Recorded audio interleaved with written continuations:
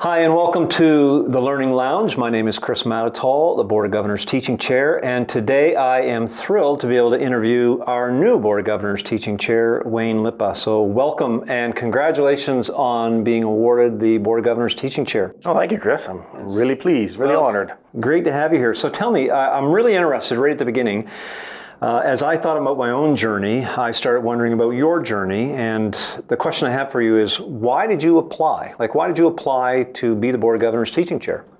Well, first of all, this is the first time that instructors like myself have been eligible to apply for the Board of Governors Teaching Chair, so I'm actually really proud to be the first instructor to get a University of Lethbridge Board of Governors Teaching Chair. So many of my colleagues were encouraging me to apply, and I've been involved with the Teaching Center for a number of years, so this would be a chance to work more closely with a group that I really enjoy working with, and I had some ideas of what I could do to kind of help out with teaching at the U of L. Yeah, we're going to talk about that in just a second. So, when you applied and you put through a proposal and you say, look, here's my proposal. This is what I want to do for my 2-year tenure. And for those watching, in case you didn't know, Board of Governors Teaching Chair is a 2-year position that's staggered. And so I finished 1 year going into my second, and Wayne will now start his first year. And so when you applied, you said, hey, look, I got a project that I think is worthy to be considered for my application. Can you describe for me what that project is? Yeah, it has to do with the Instructional Skills Workshop that we have been running here on campus for about the last 12 years or so. What the Instructional Skills Workshop is, or ISW, is it's a kind of workshop that started in BC. It's a 4-day workshop, a small number of participants each time, so a maximum of 5 participants, 2 facilitators. And it's basically just kind of working on teaching, helping kind of someone sort of figure out, maybe try something new that they wanted to try with their teaching that they didn't want to try and they weren't comfortable trying in let's say a large group setting. This gives them a small, close-knit group setting to try to kind of experiment with their teaching a bit, try different things in a safe environment. So day 1 is kind of just a lot of pedagogical theory that we go through, and then days 2 to 4 are the participants get a chance to design and present mini lessons, for which they get just a whole bunch of feedback from participants, from the facilitators, in various written feedback, oral feedback. Now that seems intimidating to me. Yes, and it can be. Can it be?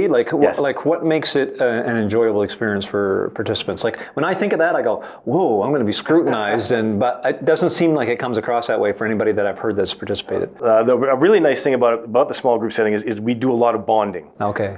So we basically stay together for the full 7.5 hours of the day. We have our breaks together. We have lunches together. Nice. You may not have known the other participants very well or at all when you come, but even after the first day, you're starting to get to know them really well. Right. We do icebreakers every day, where you get to find out a little bit more about people. So by the time you get to the second day, you're a little more comfortable with them, and you're still a little nervous about getting feedback about trying something new. So usually the first mini lesson, they're trying something they're comfortable with still, just.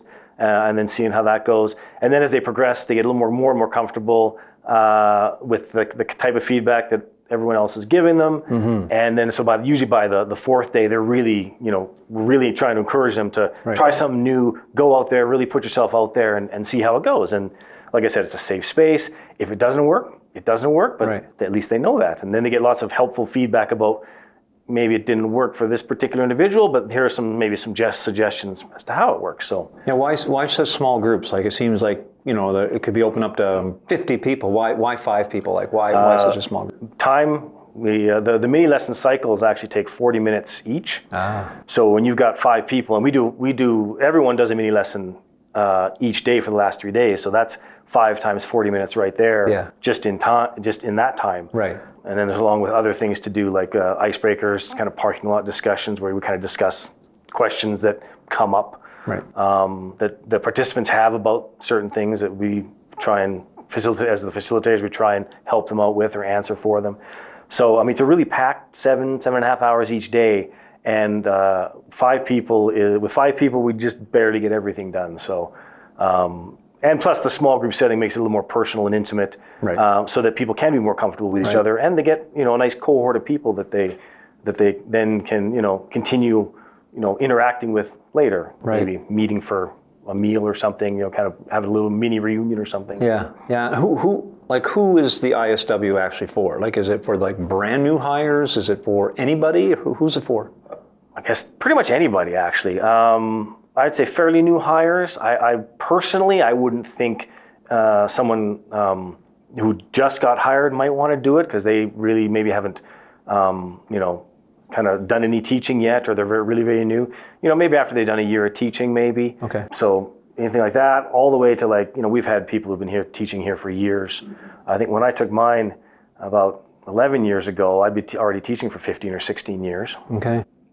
It's also, we run ones for grad students. Oh. We started running those in about 2015 because there was a bit of a demand, and we've been fairly successful with those. And we've now started to sort of look at maybe postdoctoral fellows if there's been some interest from that group.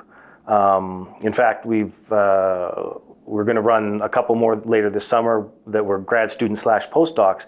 And we just filled one up that is basically all postdocs. All 5 participants are postdocs. Oh, so good. there is a bit of demand there too. So yeah, we run the gamut. Okay, so how many of these do you run a year? It kind of has varied over the years. We like to try and we're trying to get back up to, say, 4 a year. We try, like this year, we're going to do 2 faculty ones and then 2 grad student / postdoc ones. Okay. That's unusual. The last time we did that was 2016. Then the last few years, the offerings have been much lighter, right, for various reasons. Yeah, has COVID affected this? Yeah. Yeah. Yeah, we couldn't offer any in 2020, of course. Yeah. We had some scheduled, but we had to cancel them. 2021, myself and Sheila McManus we volunteered to facilitate the first kind of fully online version, because until then it's been fully in person. Yes, yeah. You have to be there for all 4 days. So we ran one that see if we could do it fully online, because we still weren't really at a point where we wanted to be in a room with a bunch of people still. Yeah, right. And that one went fairly well. 2022, we didn't offer any. And then last year we offered a couple and a facilitator training workshop or facilitator development workshop. So we're getting back up there. So this year is the first time we've run 4 in 8 years, I guess. So your project for Board of Governors Teaching Chair is is the ISW, the Instructional Skills Workshop. So why is it important that that's your project? What is your aim here? Well, like I said, I've been involved for about 12 years, so I really know that. I'm actually one of the co-coordinators with Sheila McManus. And we've been doing it for 10 years, but to us, it sort of felt like it's kind of ebbed and flowed. Okay. And so we're trying to get it sort of back on everyone's radar, let people know it's out there, they can participate. We're trying to get the number of workshops we offer back up, which we've actually already done this summer, which is quite nice. So that part of it at least is going strong. But we want to find out what sort of impact it's had on people who've taken it. Good. So I kind of looking at maybe doing a survey or getting a study group or focus group going, and just have people use what they learned or what they found out about themselves in the ISW with their teaching. I mentioned the postdocs. We're looking at maybe do we want to offer more specifically for postdocs, and also just getting the word out again. Some sort of ad campaign, going to going to faculty meetings, for example, getting the word out again, just to let people know, hey, this is going on. This is a workshop, a professional development workshop. You spend some time working on your teaching, get a certificate out, something to put in your PAR, that kind of thing. So. Yeah. So this is your commercial opportunity here to appeal for any type of help or support that you might need for this program. Is the program adequately staffed and everything that you like to see? It's staffed okay. We need more facilitators is what we need. So what's a facilitator do? What the facilitator does is so each ISW, as I mentioned, has 5 participants and then 2 facilitators who basically run things, keep things moving, organize things, run the parts of the ISW that aren't, say, the mini lessons. Right. They run the feedback forums as well for each mini lesson as well, kind of keep the feedback on track, kind of summarize the feedback for everyone. Talk one-on-one with each individual once they've done their mini lesson to kind of get some, get them to reflect on what they did as well. That's another part of it is them reflecting on what they've done. Right. We've had over the years I think 21 people who've done to become a facilitator, you have to take an ISW. Right. 21 people who have taken an ISW went on to become facilitators, but over the years, people have retired, they've left the institution. So we're down to about 14 facilitators, of which about maybe 9 or 10 are actually active in facilitating. So if we want to offer 4 ISWs a summer, we need 2 for each ISW. That's 8 facilitators. That doesn't leave a lot of room for someone to take a summer off from doing an ISW, because they're pretty intensive. They're a fair bit of work. So we need some more facilitators to boost those numbers up so we can really get a mix of them going over the next few years. Right. So if this interests somebody who's listening and they say, that would be something I'd really like to do, you would recommend they first take the ISW if they haven't. If they haven't already, yeah. Contact you first. Yes. Take the ISW and then work with you to look at becoming a facilitator in the future. And then go from there. Yeah. Myself and Sheila McManus are trained to train people to be facilitators now. In fact, we ran one last summer where we trained 3 new facilitators. Oh, nice. So our newest 3 are now facilitating or co-facilitating their first ISWs this summer. Oh, good. Which is nice. So but we can always use more interested and keen and eager people if they want to take the next step after an ISW. So, a big question. So I'm listening to this and I go, okay, ISW, I get it. Instructional Skills Workshop, I get it. So what?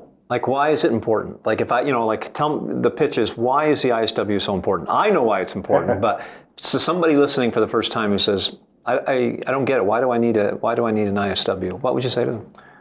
It's like I said before. It's just a safe place in a small group setting where you can try new things. Right. Let's say you've been teaching for a while and you're like, I've seen this. I've been at conferences and I've seen, they're doing some really cool stuff. I'm not sure if it would quite work for me. I'm not quite sure how I would do it.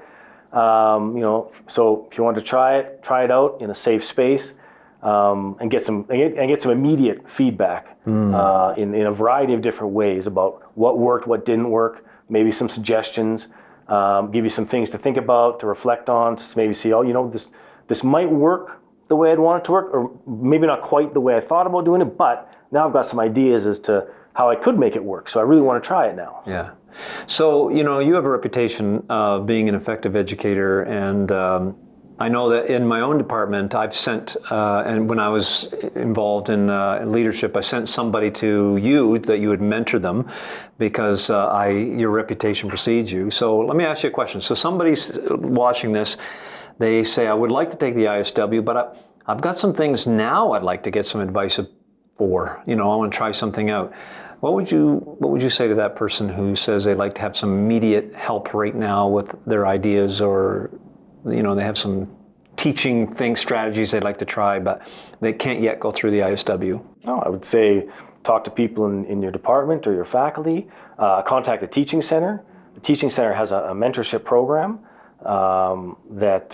where we pair up mentors with people who apply to be in the program, and what we do is we meet with our mentee once or twice a semester, or once a month or so during each semester, and just chat about how things are going. If they have any questions about things, they can bring them, and we can have a good discussion about that. So that's I would really strongly encourage that. That's an excellent program. I've been a mentor for the last 4 or 5 years now. I've really enjoyed meeting new people in different faculties that I wouldn't normally have met. Just talking about teaching and just seeing some of the enthusiastic teachers that we're getting on campus here. I know, it's amazing. Yeah. We can go back and forth on the ISW and talk more about it because it's a really important topic. Now, again, first time an instructor has been awarded this position, which is a big deal in my opinion. You are a very, very busy man as an instructor, and how are you going to get this project done? How are you going to find time to do all that you want to do with your Board of Governors Teaching Chair project? Well, the Board of Governors Teaching Chair comes with 2 course releases each year for the 2 years. So I will get some sort of workload credit for that, which will give me then the time to, figure out how to get what I want to get done. I mean, I've had ideas as I was putting the proposal together about what I could do, but now I can actually have some time to implement them. So that'll be the big thing. It's just yes, the the bit of workload course release that you get for it. Were you involved in the ISW right from the very start, like right at the very beginning? I was the second batch. The inaugural batch happened in 2011, and then in 2012 I was a teaching fellow, and they invited the teaching fellows to take part in it. So that's when I took part in it. You're one of the earliest, yeah, not one of the OGs, but the next batch. So I everybody that I've talked to, I've been wanting to talk to them about a little bit about their teaching philosophy, and we have heard from our provost recently during our Spark Symposium that teaching is central to the University of Lethbridge. It has to be central. So our provost said it publicly, and we're all glad to hear it because we believe it. But in your opinion, what fuels your teaching philosophy, or what is your teaching philosophy? Well, I was a student here. I came through. I got a BSc Ed from the U of L. Okay. And I remember my time as a student. I remember what was important to me as a student, and that's really fueled my philosophy of teaching as I've kind of over my years here. I really try and keep the students in mind. I think I've gotten to a point where it's really student centered. Just remembering that they're new here. They're kind of finding their way. They got a lot going on. So I want to make them as comfortable as possible.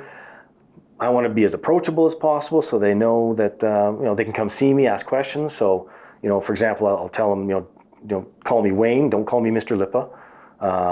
You can if they want, but I respond better to Wayne. And also, and this goes back to when I was a student, I try and learn their names as quickly as possible, and then use them as much as possible, not just when I see them in my lecture or in the lab, but out in the hallways, if I pass them in the hallways, if I see them out in the town, say they're at a restaurant or in the mall or something. Why is that important? Just so they're not a number, so they know, hey, my instructor, he knows me, he remembers me, he'll sit and I'll chat with him for a few minutes if it presents itself. It was just really important to me as a student that my professors and my instructors knew who I was. So yeah, I should have done this earlier. So what do you teach on campus? So I teach chemistry. I run the Chem 1000 labs. I coordinate those labs. I teach our second year analytical chemistry lecture, and I teach second year physical chemistry labs. And your classes would be how big? The analytical chem lecture, about 50 students or so. Physical chemistry labs, between the three lab sections, is roughly about 35 to 40 students. Yeah, the only reason I ask that is because, we sometimes think it's a daunting task to memorize the names of all of our students, and you deal with dozens and dozens of students.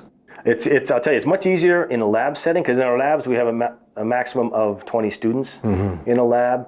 For my physical chemistry labs, the maximum is more like 16. So it's much easier when they're working there. I can actually kind of go through and just basically go through their names in my head off my roll sheet. And get to know them and just keep working at it. Yeah. Plus, a lot of them, physical chemistry happens in the winter semester. Yes. Analytical chem is in the fall. So a lot of them take analytical first and then phys chem. So I know them from analytical already. So, but again, in analytical, it's just taking my class list and just trying to get to know them. Just as they're sitting working, just kind of, Do you because I have a hard time with that. I have to work at it. So this year I had all my students, I brought a photographer in and I took a class photo and I put the class photo up in my office so that I have the list and I go through everyone trying to memorize their names. But then I get them to take a picture of themselves and send it to me, an email instantly. Oh, okay. And I try to do that because I'm such a poor memory, but I'm going over and over. And this year was my best year because I worked hard at it. Because students do like to hear their name. They're not a number, as you say. Joshua, can you come here for a minute? And then, they appreciate that you took the time to remember them. Yeah, that's the big thing. It's such a small thing. It seems like it'd be such a small thing, but it has such a big impact. I find that they go, oh, he knows my name. That's that's pretty great. And then and especially after they've been in your class and they're not in your class anymore, say 2, 3, 4 years down the road. You can still remember their name. Yeah, that's a big deal. It's really impressive for them. Even I've had students come back after 10 or 15 years. I'll see them out, and if I can still remember their name, then that really impresses them. So it really does make a big impact when they're like, he's trying to remember me, and he's trying to remember me for years, like for, so if I see him 20 years later and he still remembers me, that goes a long way, I find. Yeah, I agree with you. I ran into a student the other day whose name I did not remember, and this student reminded me that they were in my class, and I didn't remember it. Yeah. And I felt terrible. Yeah, and I thought, I wonder how they felt. Feeling, yeah. What else? What about your teaching philosophy? So it's obviously important to know your students and to care about your students. You obviously have a duty of care there. What else? What is it about teaching that's so important? That's part of your teaching philosophy, obviously, but why? Why is teaching so important to you? I'm trying to get students through chemistry. The chemistry is not a well-liked subject. You know what? You're the second chemist I've interviewed in 2 days, and both of you are enthusiastic about chemistry. I even ran into a chemist the other day, chemistry professor, and they said, chemistry is life. And I'm like, you guys are all the same. You just love your chemistry, but students not necessarily. Well, that's not so much. No, they find it hard. Yeah, well, yeah. The courses I teach can have a lot of math involved with them, which the students a lot of times struggle with. So I try and get them through it. I try and kind of show them, how to do the math, and so I try and get them thinking about how to do things. Like my motto for my analytical chemistry class is just think about what's happening in your flask. Like, you've got a reaction going in this flask. What's going on in there? What's the reaction? And how do you calculate your final answer? Like, how do you calculate the amount of whatever it is you're analyzing for? Like, what are the steps? How do where you're starting at? What is the pathway to get to your final answer? So, and I hope that's helpful to them. I'm sure it is. Yeah. But that's kind of where I distilled it all into that one statement. Think about what's happening in your flask. That's cool. I often say to my students in education, is students don't hate math or whatever subject is, they hate how it makes them feel. Yeah. So we have to try to get them to the place where they say, I learned this, and then they feel good about it. And that I can do this. I can do this. A lot of it is they don't feel like they can do it. That's right. They get stumped. They don't know how to do it. And what I found is they're working on a lab report. They're working on trying to calculate a result. And of course, I try and keep an open door policy that come see me whenever you want. If you can find me, if I'm around and I'm available, just ask me. You don't have to make an appointment. And what I found over the last several years is that they'll email me, which okay, great, but the emails don't often come during regular working hours because that's not when they're working on things. Right. They're working on them in the evenings, or studying for exams, working on these calculations. So I've tried to. I don't got a lot going on in my life in the evenings, so I try and answer emails in the evenings if I can. I could be like, I don't answer them till the morning, but I want to get them unstuck when they're working on it, because this is when they're working on it. If they have to wait, if they can't carry on that evening, or if they just keep banging their head against the wall, they're just kind of wasting their time, or they've got to move on to something else, and then they got to start up again the next day. I would rather just get them back on track when it's in their head, when they're working on it, and so that they can carry on with it, because students have a lot going on in their lives. They got to plan things. They got to do time management. If this is the when they've allotted the time to work on this thing, if suddenly they can't, then it maybe throws them off a little bit. So I would rather get them going and doing it then. So, I usually tell them, if you email me, upwards around 9 o'clock, I'll try and answer as quick as I can. Sometimes I can't get to it right away, which maybe isn't necessarily a bad thing, because maybe they've answered their own question by then. Right, but if not, I can get to them, get them unstuck over the hurdle, and then carry on. I'm not going to answer them at like 2 or 3 in the morning. I think they recognize that, but at least I can kind of help them out, at a time when, they were not at work. They wouldn't have been able to find me, before email was a thing. But now I can kind of help them out. Yeah. You're accessible. Yeah. How can the Instructional Skills Workshop help our faculty, instructors, professors develop a good teaching philosophy? I think it would just help them maybe learn a little bit more about how they teach, and how they maybe where they want to go with teaching. They also meeting with other people, the other participants, people like I said you didn't necessarily know, and also especially not necessarily in your specific discipline or even your faculty, but in other faculties, and the discussions that are had, especially at the breaks, in what we call parking lot discussions also, which is a set amount of time set aside during the day where we address questions that people have brought up. If someone thinks of a question, we have them write it down in a Post-it note and stick it up on a board, and then we use that specific time to try and go through some questions. So getting conversations going with that between everyone, just even on the breaks and at lunch, just talking to other people, just to try and maybe help them sort of figure out maybe where else they want to go, or see other people and go, hey, that's kind of cool what they're doing, or I kind of like that sort of attitude that they have, kind of thing. Yeah, that's great. So final question. Why is, like our provost said it, teaching is central to the university? Why is teaching so important in your opinion? As far as I'm concerned, we're here for the students. Right. Well, for me, the students, I'm here for the students are why I'm here. I trained to be a teacher. I want to help students get through chemistry. I love seeing them. I love teaching them. And I love seeing them walk across the stage at convocation. I've been very involved in convocation for quite a few years now. I try and marshal graduates at least 2 ceremonies in the fall, and then the ceremony in the spring, because having been involved in the first year labs, I get to see them when they get here. Mm-hmm. Teaching in second and sometimes third year courses, I see our biochem and chem majors progress through, and then I get to see them off at the end. They've succeeded, they've got their degree, they're get to find out what they're going to do next. If they got a job somewhere, they're going to do grad school somewhere, they're moving on to med school or something. Sometimes they get to meet their families too, to see where where they came from. I just love doing that. I just love seeing the students work their way through the system and then be successful. And that's what I love about it. Yeah, that's cool.